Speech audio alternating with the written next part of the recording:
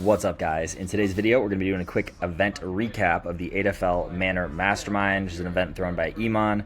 There's 3 days of good info, a lot of takeaways, some cool people, so I'm going to give you a quick recap of that. And then we're going to do a Q&A live with Luke, co-founder, and Marius, who's our media buyer. So if there's some audio in the background, I'm sorry. All right, not a normal video. We've done around 76 million in cash collected in our info coaching business. Not here to sell you anything. Everything on the channel is just showing what has worked for us and what has not worked for us, all with the goal of finding top talent for our companies, opportunities, and building a cool network of people doing cool shit, especially in info coaching. All right, so kick things off. Day one was all around C-suite culture. So his entire C-suite is essentially like a big core piece of the offering. So part of 8FL. So you get access to them in a group setting. There's calls with them, a lot of recorded content of them. But during the event, they shared a ton of stuff about how they operate, marketing, sales, content, product, all those things. And they were really, really pressed on culture and team. They showed a bunch of good stuff. Yesterday's video, I believe it was yesterday, I made one that was all about this and how some of the takeaways we had and how I see that playing out for us. And then from there, they rolled into a detox thing, which is pretty cool. A guy that's very, very extreme about this and has some crazy case studies and some crazy results. But yeah, it was overall very, very good. And just kind of like a good intro day, and then rolled into just some chill vibes. We all went out to dinner and had some fun. So that was cool. Day two was much more into tactics, right? So event two was all about their launches. They're like known for their events that they do when inside of Educate and some of these other companies they have. So they went very, very deep on how to do events. I'm not going to give away everything inside there. Like, you can do that yourself, but that's not really, I'm not here to sell anything or do anything. I don't care. But yeah, did that. And then everyone went and did sports. They were doing like clay pigeon shooting and stuff, but we had meetings. So I actually had to stay back, which was an interesting thing for me. Cause I was like, wow, all these guys crush it and they don't have to be on meetings like this, or for whatever reason, they weren't on meetings for any of these. So yeah, it was an interesting perspective shift that we're, still crushing on these meetings and doing stuff, and maybe we need to evolve in a certain way. So that was good. And then big fitness YouTuber that was really, really nice and cool went up there and talked about his journey, his growth, kind of his lifestyle that he builds around this and doing that. And then we had a black tie event, which was super fun. Each one of these nights we were up until like 4 a.m, which is kind of crazy. It's like not my vibe or like normally what I would do, but a lot of cigars, a lot of good conversations, so I was here for it. And then day 3, which is today, so it was just a few days. We talked a lot of things around, like M&A advisor was there. They were talking about a lot of like bigger moves, things to do, kind of like what you do. Iman kept saying what you do with your golden eggs that come from your golden goose. Like, what do you do with those? What do you do with the cash flow that spits off? Instead of trying to think that you're ever going to sell your info coaching business, just take the cash flow, either put it in investments, go and put it in companies, do whatever your kind of like niche specific thing is, which can be anything, right? So some people are super into art, like he was saying. Some people are super into businesses. Some people are into these things. So it was around there. And then WAP guys came up and talked a lot about payments, and they have some crazy cool stuff that they're launching. So yeah, that's just kind of general overview. Again, I don't want to give away kind of any of the stuff that they were directly doing because that's not my place to do.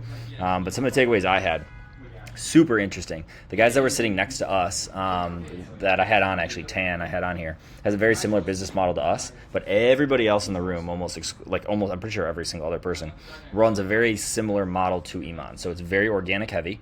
They do launches a lot of the time. Some of them have evergreen, so that one's kind of back and forth.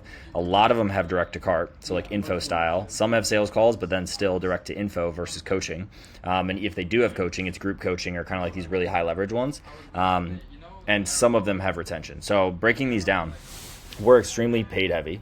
We're evergreen, so it's consistent, or tries to be every day, instead of these massive launches where you'll do, $10 million or $4 million or $2 million or whatever, and then just like have lulls. Direct to cart, a lot of these guys are doing those then through direct to cart, because you're not going to have availability on sales calls and calendars that are X amount of days out. And then a lot of them then will ramp with this and then have a really good retention. So I thought that was very interesting, because it's like, clearly they absolutely crush it, because they do, like the Iman example, right? They'll do organic almost exclusively. They do paid now, and he like leans into there a little bit, and he talks about that in some of his videos. They'll do these massive launches, but they do still have evergreen stuff. The majority of stuff is direct to cart, meaning it's going to be under whatever, 2K. Then once they're in there, they're in his ecosystem and like in that world. They will have stuff on sales calls kind of on the back end, like 8FL specific, just because it's a higher ticket. And then they have great retention, they have great brand, they have all that kind of stuff for different products. So yeah, it was just very interesting to me to see like what pieces and parts we could do. Like some of the main things I took away from it was like organic. That was huge. They talked about some stuff around like revenue drivers and how they have like key events throughout the year and like make a big deal around them, which I thought was very cool, because like it's basically like giving you permission to be able to do that in your business, whatever it is, to like have specific events or like, I don't want to say promos because that's not necessarily it, because it doesn't even have to be a special or like a sale. It can still just be like a big hyped up event and still be the normal price, which was interesting. Same thing with on the back end. The direct to card stuff is very interesting because we still have never done anything mid ticket, which is a brilliant. I mean, I love the idea of it. If you guys go back and watch the Brooke Hiddink video, he talks about some crazy numbers where they're selling a 1 to 2K product and then they have a 20 to 45% whatever like take rate on the essentially ascension to a done with you or done for you offer on the onboarding call, which is super cool. So we don't have anything built into that. We only have that for low ticket to high ticket, which is kind of like a vast jump. You know, you're going from something that's under $100 to something that's over $5,000, which is like just depending on the framing. But ours works pretty well. It's just that we're having whatever. I'll go into that in another video. And then hamster wheel versus retention. This was a big difference between the guys even sitting next to us that are running the same business model essentially as us, with like paid, very heavy, evergreen, consistent around there, like around those kind of things. But they have insane retention, and it's a much higher ticket, so much higher, like 5 times the price of ours. So I thought that was very interesting because they can do less volume. The retention is crazy because like they went through a lull like we did with new acquisition, and when we go through a lull in new acquisition, it's like, sorry, these guys are having too much fun. But when we go through a lull in acquisition, it hurts everything because while we do have retention, it's nowhere near like the rate or the dollar value that theirs is. So I thought that was very interesting and definitely something we need to optimize around. So I just really, next one on here is like the love info coaching space. Like I'm such a fan of it. I think it's so cool. I mean, it's not like, I don't want to say it's like not, it just has so many unique, cool characteristics. And Iman talked about this a bit, but like, I don't know, I just like really respect the way that he's built into the space. And you know, people shit on him or not, I don't really care. Like I think what he does is just crazy. I think he crushes it. But they really are more so cash flow businesses. So we talk about like, you know, hitting exit velocity and getting to a point where we have actual equity value and we can actually sell something or sell this with supplements included, or you know, back end recurring and main recurring and multiple acquisitions, or and like all these different things you'd have to do to essentially, like, it would still cash flow like heavy during that process, but like you're building it in a way that you're almost like eating away at the cash flow and eating away at the time and resources in order to get to this like potential thing, which is just a different way than these guys play. Like these guys are like dead set, very clear, like this is a cash flow business. We're gonna run these things at 80% margin and we're just gonna hammer it while we can, take all the money out of there. They all live in places that are like very, you know, low tax or no tax zones. We're gonna take all that money and we're gonna buy into this company or this software, or we're gonna build this other side thing, or we're gonna have an e-com business that has equity value. Yeah, so it's just like a different game. It's just a different game. What? I'm gonna bring you in 12 seconds, and then people. The best part about the entire thing was the people in the room. So by far, this was a very, very low amount of content necessarily. So there's like a much lower. You go to some conferences that are literally just endless amounts of content, just presentation, and we like hate those. So while you can get golden nuggets out of those, it's just like really boring kind of. So this was very much so like Q&A focused. So it was like X amount of presentation, then a lot of Q&A, or like fireside chats with a mic out in the audience, and then just hang out with people like the entire time. So it was lunches and breakfast, lunch, dinners where everyone was kind of moved around, so they had to like kind of meet, and it was small enough that you could like meet everyone, but not big enough that small enough that you wouldn't run into like the same person, or like, you know, be forced to only be with like, you know, 12 people, but it was not too large to where you didn't get to meet anybody you didn't want to meet. So I found that really cool, and there were some very high level people there, like very, very high level people that were just like super approachable and just like wanted to talk to everyone. It was cool. So I thought that was very cool. I did create some questions for these guys, and you guys have kind of asked for this a little bit in the past, so we're going to see what we got here. But Marius does a bunch of media buying for info coaching, and I believe, Marius, you do e-com too, right? Yeah, so he does info and e-com, but he does some whales and info. And then Luke, co-founder, talk about business partner in the biz. So I'm going to take you out there and we're going to see how this looks, and if it sucks, I'm going to fucking turn it off. So that's that. Boys, the time is now. See how this looks. See how this looks. Should we turn around? Yeah, you should turn around on your beautiful balcony. All right. Can we see?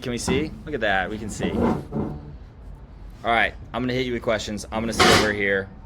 That was beautiful. Perfect. Yeah. All right. 10 minutes in. We're going to go for a little bit. From the get, what did you spend till? I always talk about this on here. When you were still spending, we didn't even have media buyers until what? 20 a day? Yeah, something like that. Yeah. 15. Yeah. So Luke was the one who was literally doing all the media buying, all the copy, most of the copy, creative review, all of that stuff up until we were at like 20. We tried agencies. If you go back, I talk about this more, but we ran with agencies, and then in the end, we ended up landing with Marius. I always say his name wrong, but he's a goat, and he works with a bunch of different info people, which is interesting because we don't have a lot of contractors that are like agency, and you wouldn't consider yourself an agency though, would you? I hate saying I'm an agency, but we're kind of it's slowly like becoming one. So where we're going with things and like the growth of it, like we need a lot of dedicated people, and like we have exceptions, and we made an exception for this guy over here.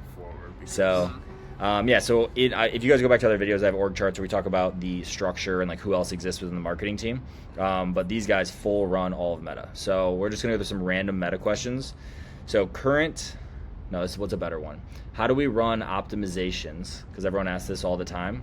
And how do you handle campaign structure? Well, okay. Our account specifically is divided. If I have to do 2 big categories, it would be scheduled campaigns that are optimized just to get qualified book calls in, and purchase campaigns, which in our case, our sales cycle is pretty long. So purchase campaigns takes a very long time until it fires on the pixel, but at the same time it brings us the best quality and also acts as a pretty much a marketing campaign on steroids. So two categories, it's purchase and schedule campaigns.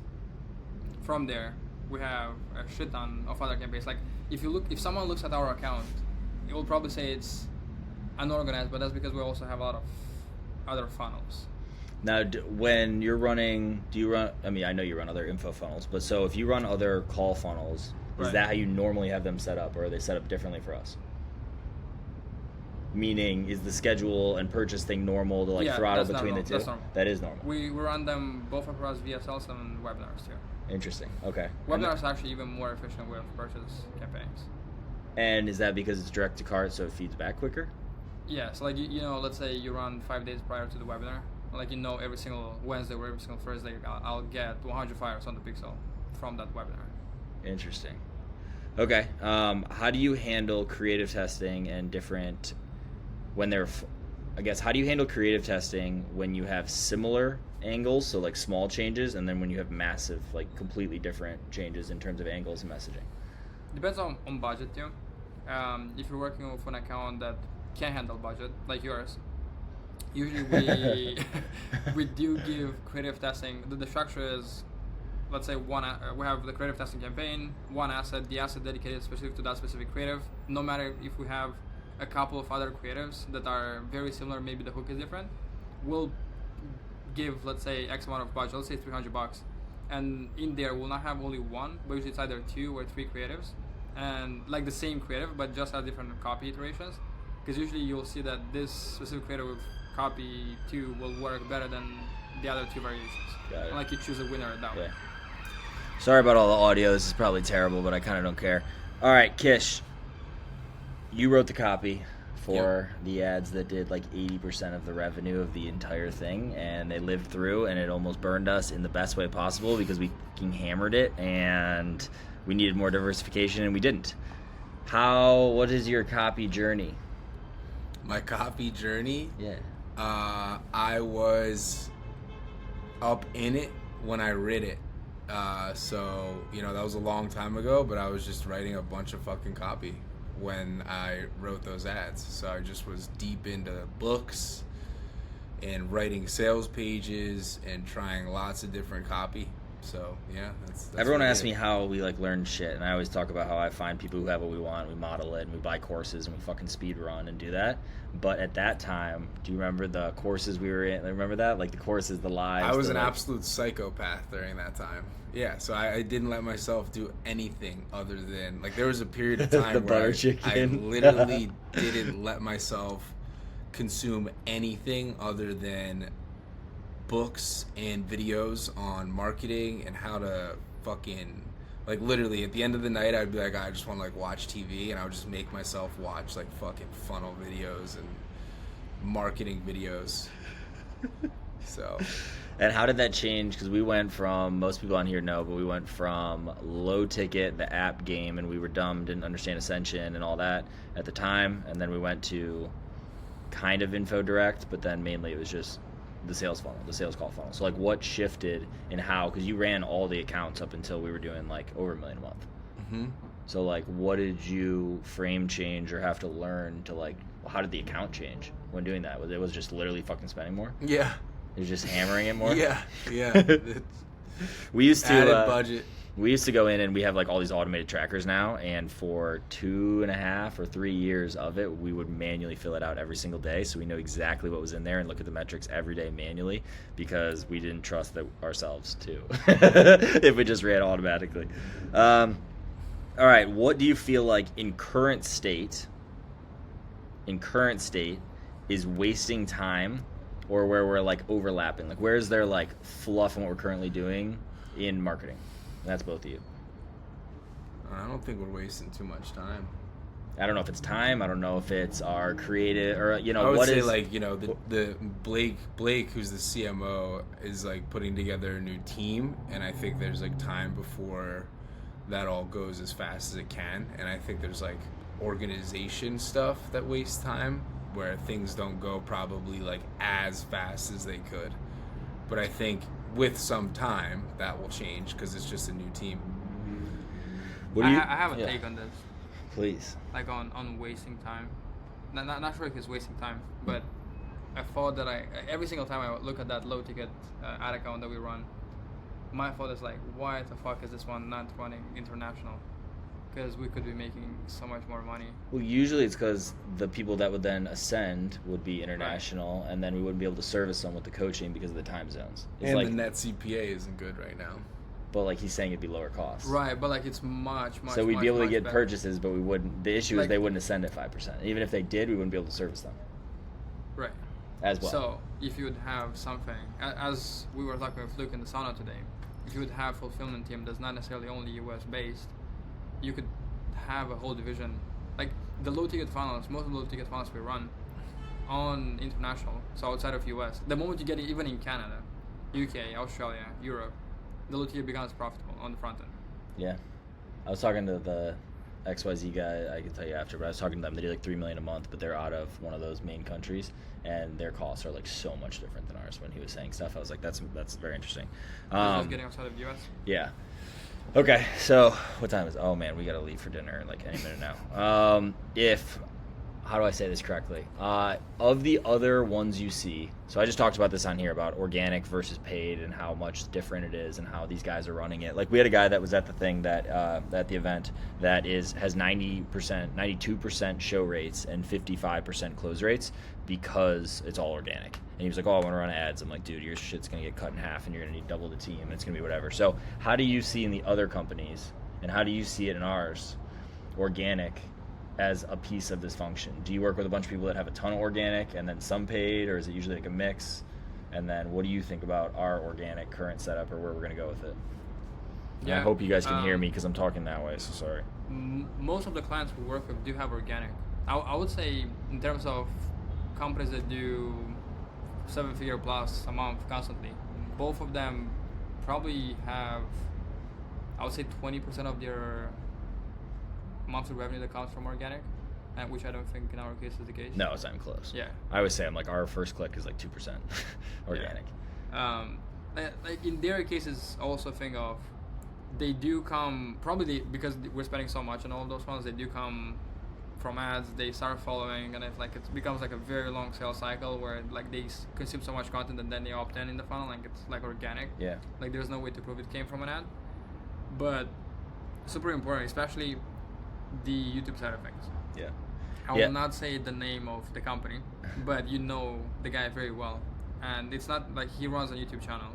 And it's not even his main, like it's not even the company YouTube channel. Like he just has the link in bio. Yes. And he's producing a couple 6 figures a month. Yeah. Just from those YouTube videos. Yeah. And on their paid, they're profitable on their front end. And their calls, they literally do a negative number on what their call costs them because they're actually making money to book calls. All right. And then, so I would talk about on here organic for us exists as middle and bottom of funnel. It's also one of the reasons the VSL opt-in funnel works for us, is because once we have their email, we hit them with so much content that then they go back to the site and it exists as a flywheel, which is actually Luke's initial idea, to make like a website that was filled with the resources that had a flywheel of content, or whatever we call it, a web of content where they just exist within it and can continue. So where do you see, I've kind of talked about it, where do you see us going with organic for first click, like true organic generation versus middle and bottom? Like, do you think it's going to be important for us in the future? Do you not care about it? We're just going to hammer it with paid? Yeah, I don't care. I look at it more like it's just views. And if you have something with good organic, there's a lot of advantages to it. And then it can be really profitable. And then, you know, eventually, usually, if you want to scale bigger for whatever reason, you leave that audience and then you have to go into cold traffic, and then you're doing paid. So I don't think of them as like different things. It's just, what's your business model, and then what are your goals? And if you want to be super profitable and not spend money on ads, and you have good organic, then just keep doing that. And then if you want to do ads, do ads. Yeah. I'm like, I don't know. I know so many of these guys now in this organic world, and I look at their P&Ls and their stuff. Like, a lot of the time they're not doing as big of numbers, or if they do, just fast cars. But a lot of the time these guys don't do as large of numbers, but they do an insane percent, right? Like 80, 90% margins, because they don't take 30%. I will say the good part about, like, if you're trying to scale a team, I like paid. Yeah, because it's consistent. Yeah, because like once you get it working, it's kind of like a machine. Like you can put, if you know you can put one in and get 3 out. Yeah, and you can hire people more comfortably, I feel like, than like having to like rely on a video, and that's just my experience though. You can be so good at organic that you feel like you have more control with organic. So yeah, it's like a double-edged sword, because like you have, like I talked about on here, like evergreen and consistency is one thing, and then the other side of it though is the cost of it, and that if it breaks and you have a straight line, you're fucked potentially. Because like you're just relying on this one thing, cash going out the door, build up a big team, and then it stops, and you don't have this organic base so you can like try and push through or do something with, and then it's retention, it's this and that. So we actually got to pop out of here. And then the last thing on organic is, I have talked about on here, we just hired a company to do organic and all these things, and it's hilarious. We got to have a conversation one time on here about like how we make decisions and like our overlap and what, because it's pretty fucking funny. So, all right guys, you rock. Thank you. We'll make this better and longer, and probably over something, on an actual like Riverside or something. But peace, guys. Day 93 in the books.